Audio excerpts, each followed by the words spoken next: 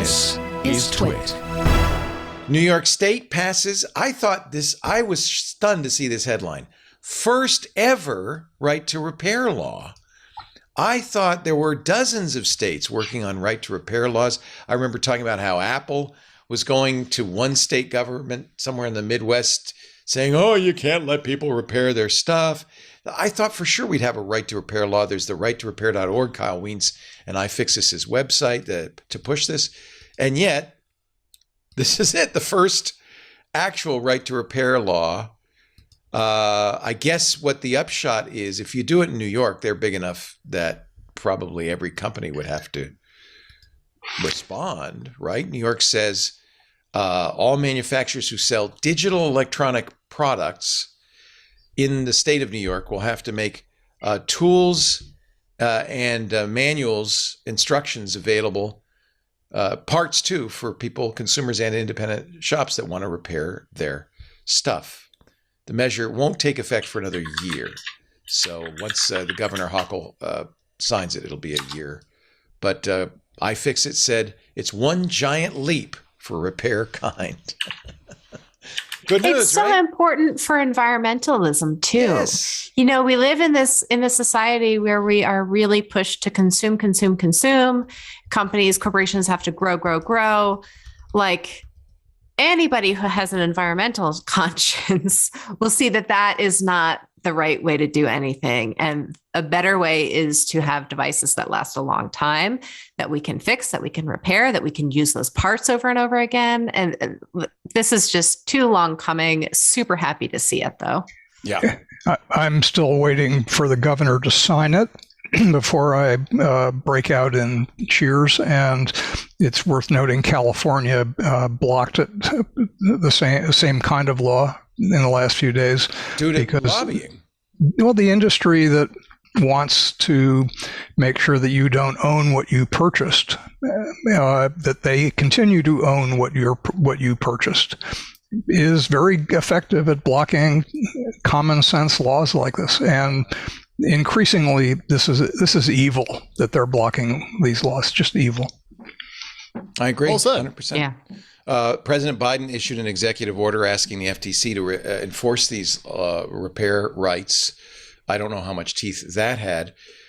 Technically, I should clarify that New York State's the first electronics law. There have been previous laws. A Massachusetts law focused on automobile data. You have the right to repair your data. I don't know. And Colorado, your data. I'm reading the Verge's article. Colorado passed a bill ensuring, and this is wild, the right to repair powered wheelchairs. This was a big controversy because people were waiting months to get their only form of transportation fixed because the manufacturer said, no, we can't let you fix this. It's the John Deere story in a different way. John Deere refusing to let people fix their own tractors. And the Massachusetts law, I believe, was it was about the diagnostic things you plugged into. The they had to open that up. So what did the auto manufacturers do?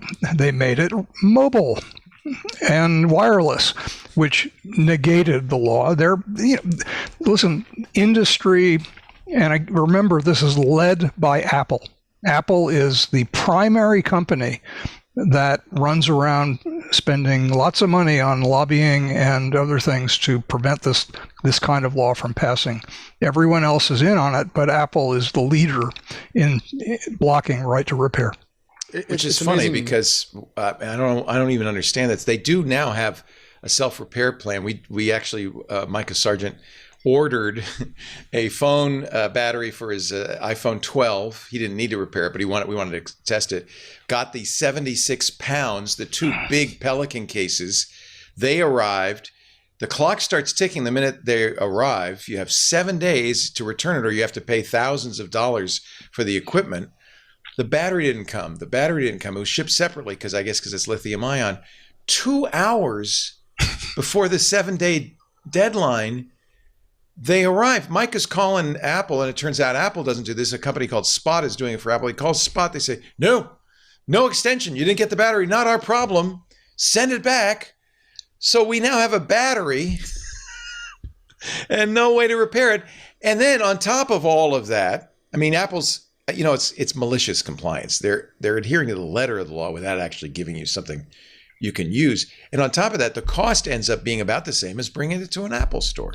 So, and it's only for the latest iPhone SE, iPhone 12, and iPhone 13. It's not for older stuff. So it's the way Microsoft vowed to comply back in the old days when it was ordered to remove Internet Explorer from the operating system, and they said, "Fine, we'll just disable the operating system," because of course this is all hairball that you cannot remove one part of without destroying everything. I remember writing about that and saying this was compliance with a raised middle finger. It's like paying a fine in pennies, 50,000 pennies.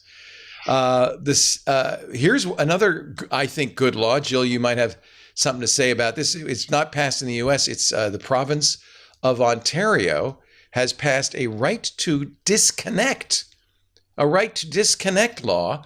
As of June 2nd, employers in Ontario with 25 or more employees have to have a written policy on disconnecting outside business hours. That means no work-related communications, no emails, no telephone calls, no video calls, no sending or reviewing of messages, no performance of work when you're off duty. You wouldn't think you'd need a law to do that, but you do. Yeah. What's interesting about this is I think there's been a really strange shift generationally as younger people have come into the workforce. This is before the pandemic. There was a piece of research done that asked people about how much they wanted to be connected to their jobs when they were on vacation, nights, weekends, whatever their time off was. And younger people said, I feel like I want to be connected so that I don't come back to panic and chaos and unexpected things. Right. I'm used to being connected to people. I'm used to know what's going on. And now I think there's a caveat there, which is to say younger people who are inexperienced and may have been led into believing you are so important to your company, you're so valuable, the company will love you back. There might be a little bit of disillusionment there about what it means to be connected. But they sort of had a very different understanding of why they wanted to still be connected in their time off. And it didn't mean they wanted to be working. It just, they didn't want to have any surprises come up while they were away and have this very strange fear of missing out. Whereas older workers sort of said, I don't want to be looking at email on the weekend. I don't want to be getting text messages when I'm on vacation. I want to be able to disconnect. So I think, on the one hand, it is good for people to feel like they have some agency and some, choice in how much they want to be connected with their employer. But there is the problem that not everybody knows what that really means, and they don't have the experience to understand why it could be problematic. Yeah. Well, they will. They'll get the Sheryl Sandberg burnout. I hope her next book is not lean in, it's burned out or something like that. That wouldn't. There is definitely, we talked about it earlier, this kind of notion, the notion of the founder and working 60 hours and, losing your wife, your kids, your family life, your regular life, because you're building something that's going to change the world. And I guess if you had stock options, you might say, I'm also, building my future. But otherwise, really, you're just building up the pocketbook of the guy who owns the company. In media, we have layoffs every couple of years. It's just sort of like a routine thing that happens. Yeah. I got laid off in my 20s, and maybe it was the best thing that ever happened to me in terms of having a better understanding of what my self-worth and my identity is in connection with my job. At the time, it was awful. I had to go through a grieving process. It was really painful because I felt like this was so important to me, and I was really pouring my all, and I wanted to be important to this publication that I worked on. And with some years of hindsight, it really was a big shift for me, and I'm glad it happened. I'm going to take, Leo doesn't know this yet, but my spouse and I are, she's pregnant. I'm just part of it. Congratulations. Thank you. We just hit 12 weeks, so I'm kind of legal. You can say it now. Yeah, I can say it now. Second trimester. That's the best, by the way. Well, I'm just glad my spouse is after that, more interested in eating food now that she can. No, that's great. I bring it up though because I'm going to take paternity leave mostly in Q1, and my spouse asked me, how much time can you take off? And I said, I don't know, but I'm taking off a lot. And she says, well, what if they say no? And I said, well, FMLA. No, more like eat excrement and expire. Like I'm not going to miss these months because of a job. You don't have to say that yet. They haven't said no yet. No. But she brought up but that's the priority, and that should be your priority. It's crazy in this country that especially paternity leave is not the law of the land. I mean, every other civilized country gives you a lot of time off. It's insane. Yeah, I would like to very gently suggest parental leave other than paternity leave. Well, he'd be parental leave. Yeah, parental.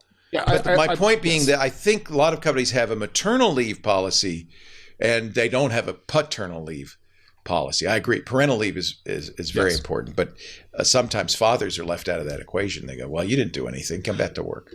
What are you doing there? Taking care of the new life that just came into this earth and is That's a currently little screaming. more important than writing. Oh, no, I'm not going to do it. I don't want to get you in trouble. Hey, let's not diminish. Writing the day of the WWC Apple stock price story. That's a good story. It's a valuable story. It's not. It takes 7 minutes. It's an absolute. It's fun. You can do that in the waiting room. Is Arrington listening to this? That's 7 minutes. Oh, he isn't there anymore. He's long gone. Long gone. Dan, I can type really fast. So. You talk about this civilized countries. I mean, when you put that in the context of the United States, this is getting more and more of a problematic notion in all kinds of ways, not least of which that we don't have health care for people. We don't have health care. Exactly. You want entrepreneurship to explode and do really well?